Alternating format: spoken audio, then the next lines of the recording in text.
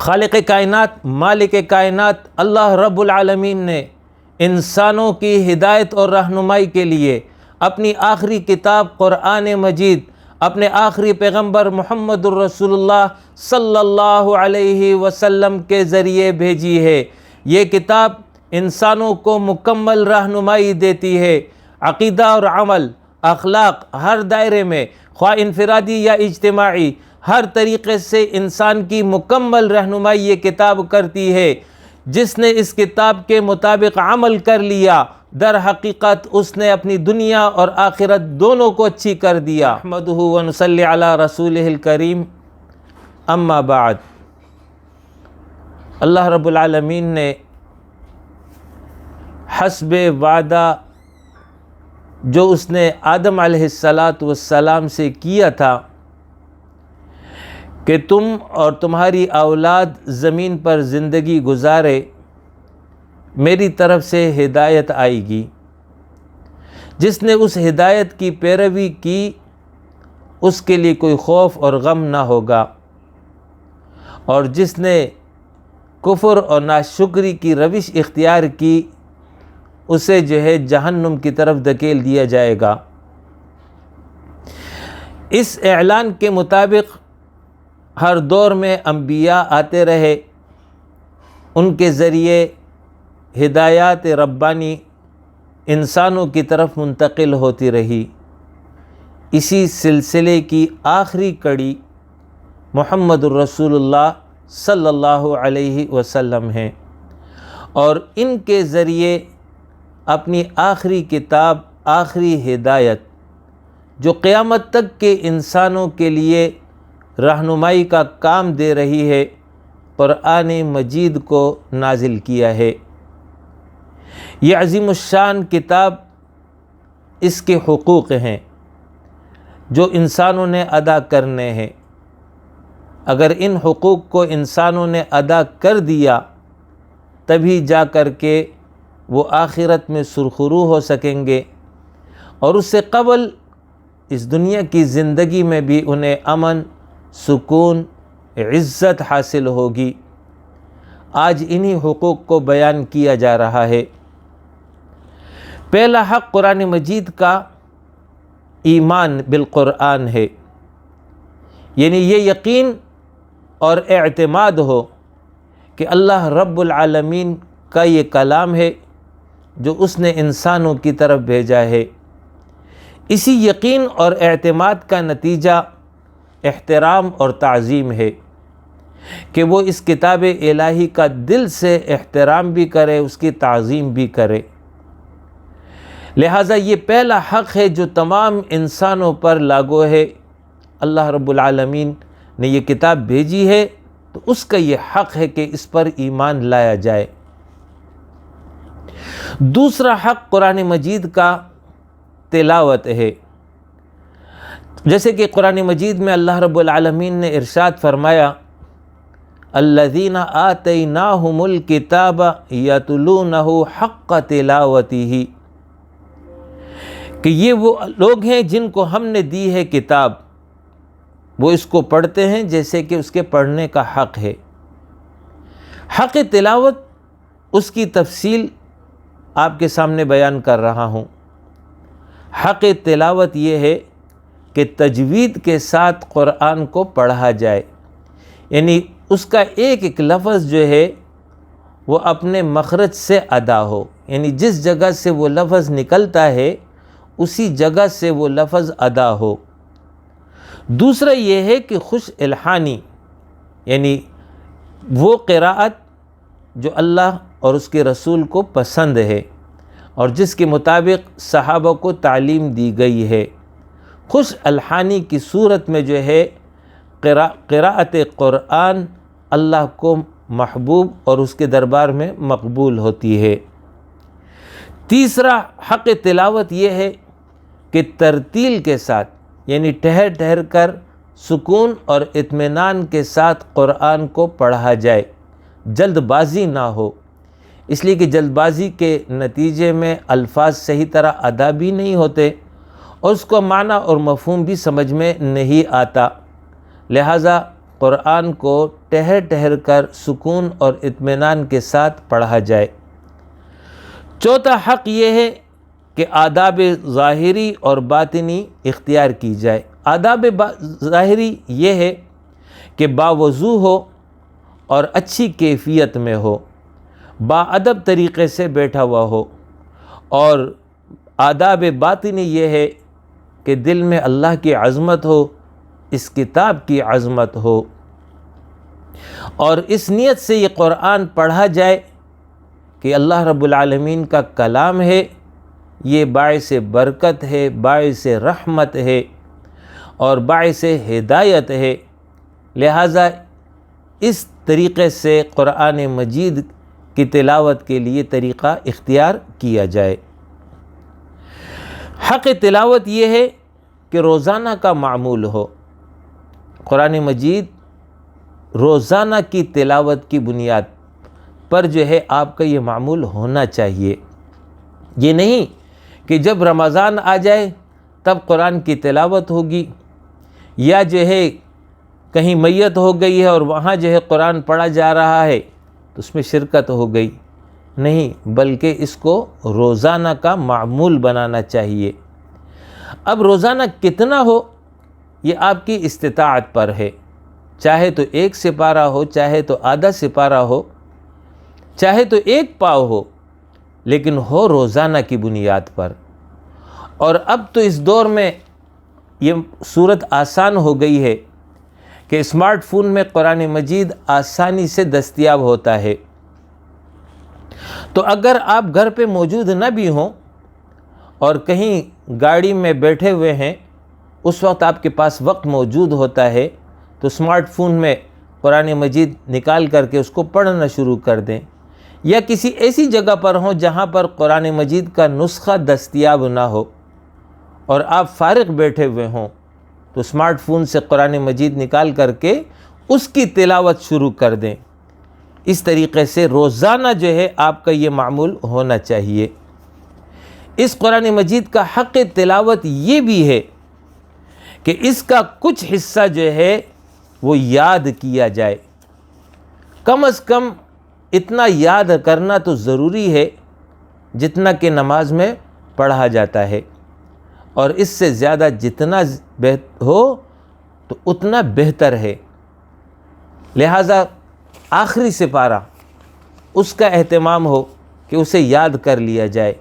اسی طرح مشہور صورتیں ہیں، سورہ یاسین ہے، سورہ الرحمن ہے، سورہ الواقعہ ہے، اسی طرح سورہ الملک ہے، یہ جو ہے صورتیں جو ہے اس کو زبانی یاد کرنا چاہیے، اور پھر اس کو جو ہے اپنی نمازوں میں دہراتے رہنا چاہیے۔ یہ قرآن مجید کی تلاوت کا حق ہے۔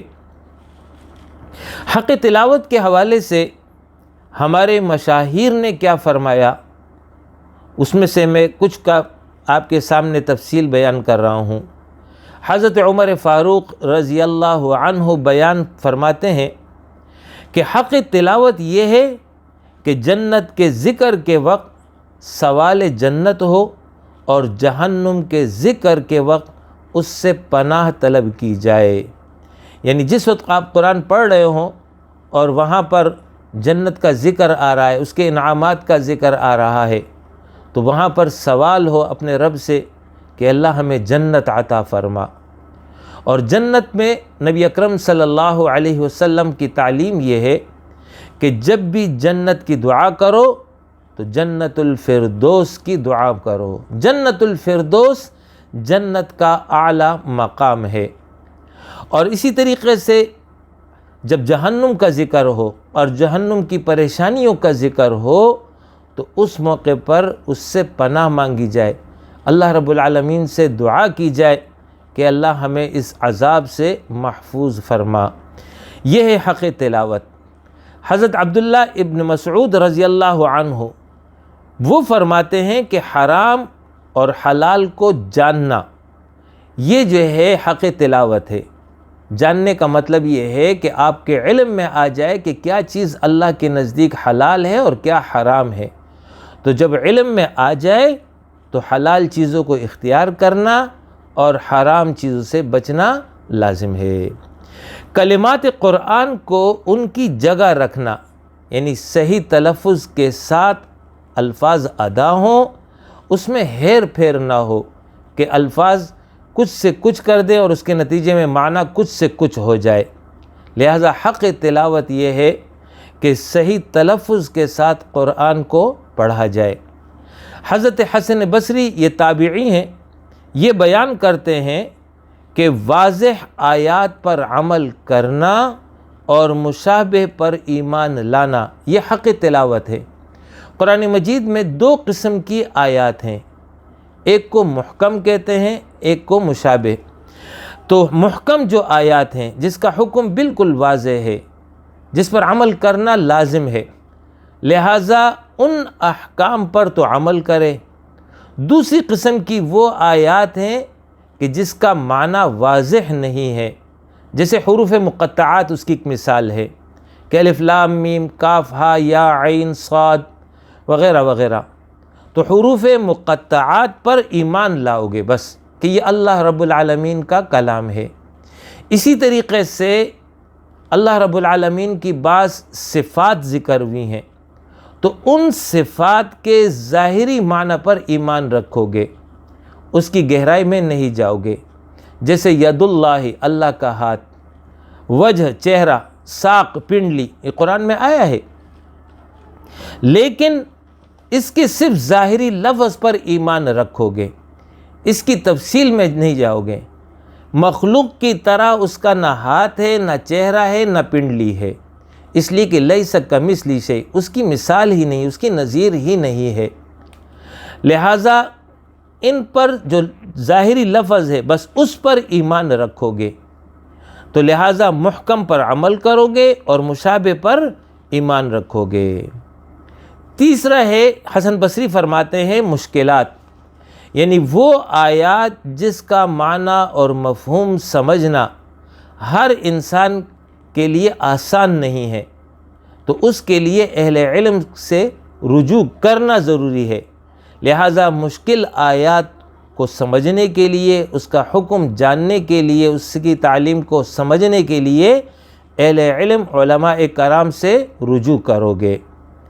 حضرت عبداللہ ابن عباس رضی اللہ عنہما وہ فرماتے ہیں کہ حق تلاوت یہ ہے کہ حق کی اتباع بجا لانا، یعنی قرآن مجید میں جس چیز کو حق کہا گیا ہے اس کی اتباع کرے، اور اس کی وجہ وہ یہ بیان کرتے ہیں کہ تلاوت بمعنی اتباع ہے، جیسے والشمس وضحاها والقمر اذا تلاها، سورج کی اور اس کی دھوپ کی قسم ہے، اور چاند کی جب وہ اس کے پیچھے آئے، والقمر، اور چاند کی قسم اذا تلاها، جب وہ اس کے پیچھے آئے، تو تلا کا معنی ہے کسی کی اتباع کرنا، تو یتلونہ حق تلاوتہ، تو تلاوت کا معنی یہ ہوا کہ وہ اتباع کرتے ہیں اس قرآن کی، اس کے احکام کی، اس کی تعلیمات کی، جیسے کہ حق ہے۔ حضرت ابو موسیٰ اشعری رضی اللہ عنہ فرماتے ہیں کہ قرآن کی اتباع کرنے والا جنت کے باغیچوں میں اترنے والا ہے۔ لہٰذا جو ہے قرآن مجید کا یہ حق ہے کہ اس کی اتباع کی جائے۔ لہٰذا یہ جو ہے حق تلاوت ہے۔ اس کے بعد قرآن مجید کا جو حق ہے نمبر 3، وہ یہ ہے کہ تذکر اور تدبر فی القرآن، یعنی قرآن مجید سے نصیحت حاصل کرنا اور قرآن مجید کی آیات میں غور اور تدبر کرنا، جیسے افلا یتدبرون القرآن، کیا یہ لوگ قرآن میں غور نہیں کرتے، تدبر نہیں کرتے؟ ام علی قلوب اقفالها، یا ان کے دلوں پر تالے لگے ہوئے ہیں؟ تو لہٰذا تیسرا حق اس قرآن کا یہ ہے کہ قرآن مجید میں تدبر کرے، فہم قرآن حاصل کرے، قرآن کو سمجھے، قرآن کا معنی معلوم کرے۔ چوتھا حق اس قرآن کا ہے عمل بالقرآن، یعنی قرآن مجید کا جو حکم آپ کے سمجھ میں آ گیا، آپ کے علم میں آ گیا، اب اس کے مطابق عمل کرو گے۔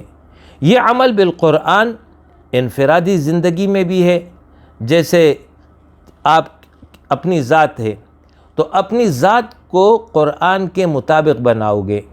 اسی طرح آپ کا گھر ہے تو اپنے گھر پر قرآن کے مطابق جو ہے عمل درآمد کراؤ گے۔ اسی طرح جس دائرے میں بھی اختیار رکھتے ہو، جہاں جہاں بھی آپ تعلیم دے سکتے ہیں، آپ حکم نافذ کر سکتے ہیں، تو وہاں پر ہر فرد کی یہ ذمہ داری ہے کہ وہ قرآن کے مطابق جو ہے عمل کرے اور عمل کروائے۔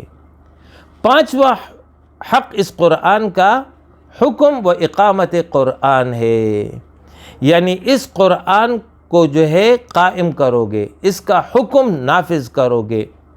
قرآن مجید کی متعدد آیات میں یہ مضمون بیان ہوا ہے۔ مثلا انا انزلنا الیک الکتاب بالحق لتحکم بین الناس بما اراک اللہ، یقیناً ہم نے آپ کی طرف یہ کتاب حق کے ساتھ اتاری ہے تاکہ آپ لوگوں کے درمیان فیصلہ کرے اس حکم کے مطابق جو اللہ نے آپ کو بتائی ہے یا دکھائی ہے۔ یعنی قرآن مجید آیا اس لیے ہے کہ اس کے مطابق فیصلہ کیا جائے۔ جس معاملے میں بھی لوگوں کا تنازع پیدا ہو جائے تو قرآن سے جو ہے فیصلہ لیا جائے گا۔ اسی طریقے سے سابقہ اہل کتاب قوم بنی اسرائیل، اس کا قرآن نے ذکر کیا ہے، ان کو ہی کہا ہے وَلَوْ أَنَّهُمْ أَقَامُوا التَّوْرَاةَ وَالْإِنْجِيلَ وَمَا أُنزِلَ إِلَيْهِمْ لَأَكَلُوا مِنْ فَوْقِهِمْ وَمِنْ تَحْتِ أَرْجُلِهِمْ، اگر یہ قوم بنی اسرائیل تورات اور انجیل کو قائم کر لیتی اور جو کچھ ان کی طرف نازل کیا گیا اس کے مطابق وہ عمل درآمد کر لیتی تو نتیجہ کیا ہوتا؟ لَأَكَلُوا مِنْ فَوْقِهِمْ، تو یہ اوپر سے بھی کھاتے، وَمِنْ تَحْتِ أَرْجُلِهِمْ، اور ان کے نیچے سے بھی ان کے لیے اللہ پاک خزانے کھول دیتا۔ من فوقہم یعنی اللہ رب العالمین اوپر سے بارش برساتا، اوپر سے جو ہے حکم اتارتا اور زمین جو ہے اپنے خزانے اگل دیتی۔ اس طرح ان کو امن، سکون، عزت کی زندگی نصیب ہوتی۔ لیکن شرط کیا ہے؟ اقامت تورات، اقامت انجیل۔ اگر اپنے زمانے میں اس کو قائم کرتے، اس کے مطابق عمل درآمد کرواتے تو اس کا فائدہ ان کو ضرور ہوتا۔ اسی طریقے سے دوسری جگہ اللہ رب العالمین نے ارشاد فرمایا قُلْ يَا أَهْلَ الْكِتَابِ لَسْتُمْ عَلَى شَيْءٍ حَتَّى تُقِيمُوا التَّوْرَاةَ وَالْإِنْجِيلَ، آپ کہہ دیجئے اہل کتاب کو، اے اہل کتاب، لستم علی شیء، تمہاری کوئی حیثیت نہیں ہے۔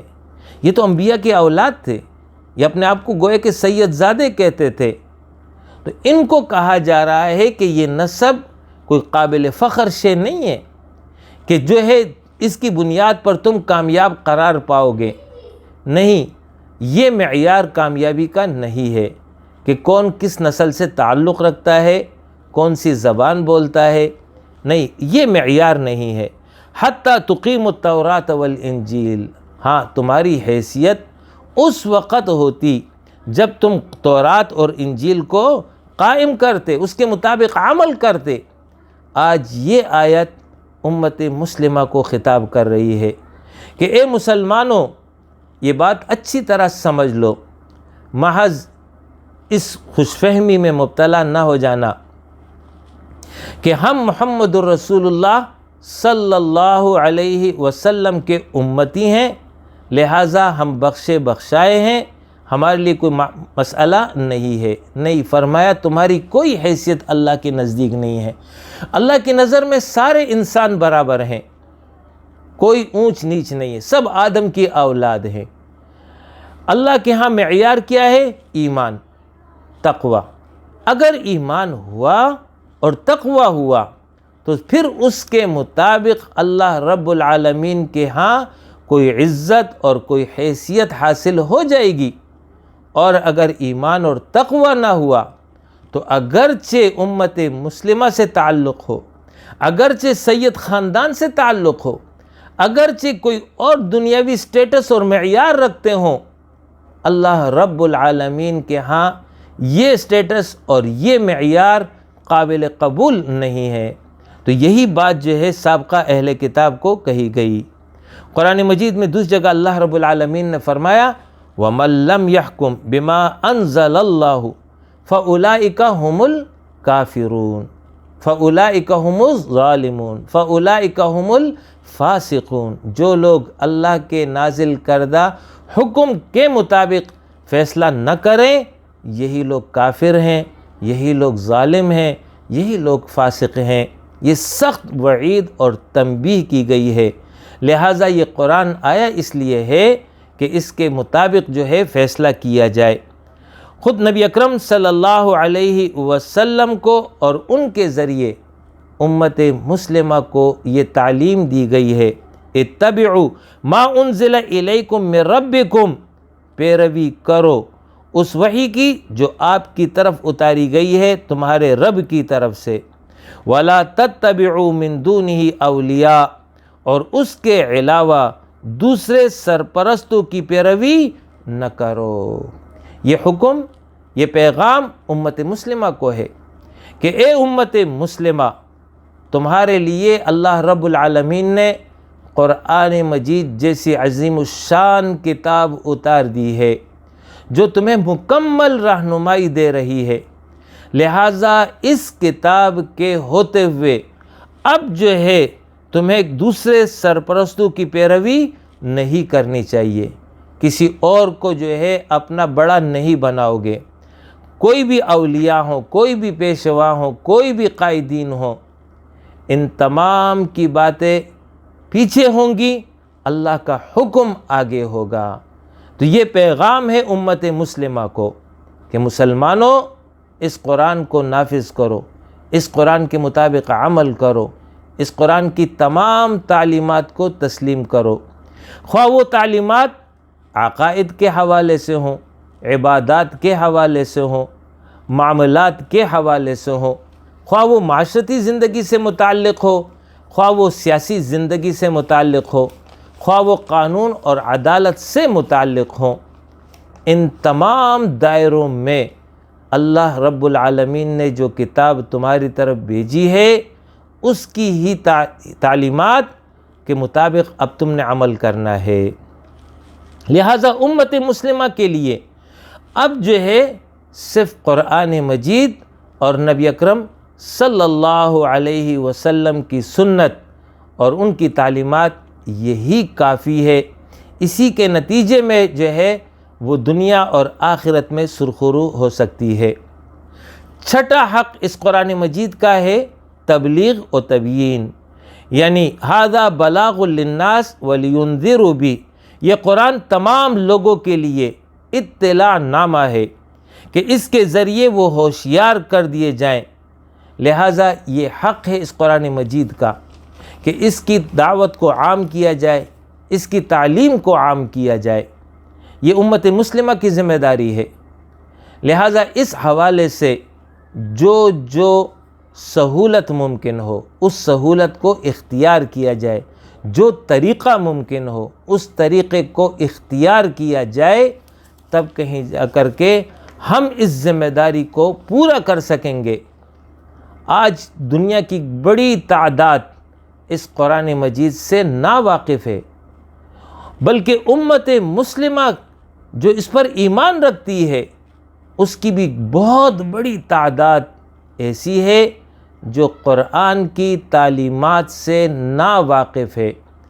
وہ اتنا ایمان تو رکھتی ہے کہ یہ اللہ کی کتاب ہے، لیکن اللہ کی اس کتاب میں بیان کیا ہوا ہے، حکم کیا ہے، اس کے مطابق ہم نے کیا کرنا ہے، اس سے بہت بڑی تعداد خود مسلمانوں کی ناواقف ہے۔ لہٰذا بحیثیت مسلمان ہماری یہ ذمہ داری ہے کہ جہاں ہم خود اس پر عمل کرتے ہیں وہاں پر ہم پر یہ لازم ہے کہ اس کو جو ہے دوسروں تک پہنچائے، دوسروں کو اس کا علم دے تاکہ دوسرے لوگ اس کی تعلیم سے واقف ہوں اور پھر اس کے مطابق وہ عمل کریں۔ آخری بات یہ سمجھ لیجئے کہ اگر ہم نے اس کتاب الہی کا یہ حق ادا نہیں کیا اور اس کی تعلیمات کے مطابق عمل نہیں کیا تو نتیجہ یہ ہوگا کہ ہماری دنیا کی زندگی جو ہے وہ تنگ ہو جائے گی، ہر اعتبار سے پریشان کر دینے والی زندگی ہوگی، سکون اور اطمینان نصیب نہیں ہوگا، جبکہ آخرت میں انجام یہ ہوگا کہ اللہ رب العالمین کے دربار میں ہماری کوئی حیثیت نہیں ہوگی اور وہاں پر ہمیں بھلا دیا جائے گا۔ اسی مضمون کو قرآن مجید میں اس طرح بیان کیا، وَمَنْ أَعْرَضَ عَنْ ذِكْرِي فَإِنَّ لَهُ مَعِيشَةً ضَنْكَ وَنَحْشُرُهُ يَوْمَ الْقِيَامَةِ أَعْمَى، جو بھی میرے اس ذکر یعنی قرآن مجید سے اعراض برتے گا تو بے شک میں اس کی زندگی تنگ کر دوں گا اور قیامت کے دن اس کو میں اندھا اٹھاؤں گا۔ قال یا رب لم حشرتنی اعمی، وہاں پر یہ انسان کہے گا کہ اے میرے رب مجھے کیوں اندھا اٹھا دیا، وقد کنت بصیرا، حال یہ ہے کہ میری تو آنکھیں تھی، دنیا میں تمہیں دیکھتا تھا۔ قال، اللہ فرمائے گا کذالک اتتک آیاتنا، تیرے پاس میری آیتیں آتی تھی اور تو نے کیا کیا، فنسیتہا، تو نے اس کو بھلا دیا، یعنی یا تو پڑھا ہی نہیں یا پڑھ لیا لیکن عمل نہیں کیا، دونوں اعتبار سے فنسیتہا۔ وَكَذَلِكَ الْيَوْمَ تُنْسَى، اسی طرح آج تجھے بھی بلا دیا گیا۔ وَكَذَلِكَ نَجْزِي، اور اس طرح ہم بدلہ دیتے ہیں، من اسرف، جو حد سے تجاوز کرے، وَلَمْ يُؤْمِن بِآيَاتِ رَبِّهِ، اور رب کی آیات پر ایمان نہ لائے، وَلَعَذَابُ الْآخِرَةِ أَشَدُّ وَأَبْقَى، اور البتہ آخرت کا عذاب سخت بھی ہے اور باقی رہنے والا بھی ہے۔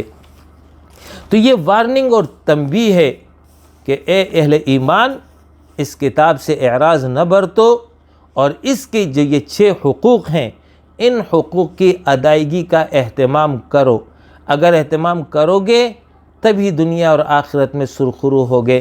اقول قولی ھذا واستغفر اللہ لی ولکم ولسائر المؤمنین وآخر دعوانا ان الحمد للہ رب العالمین۔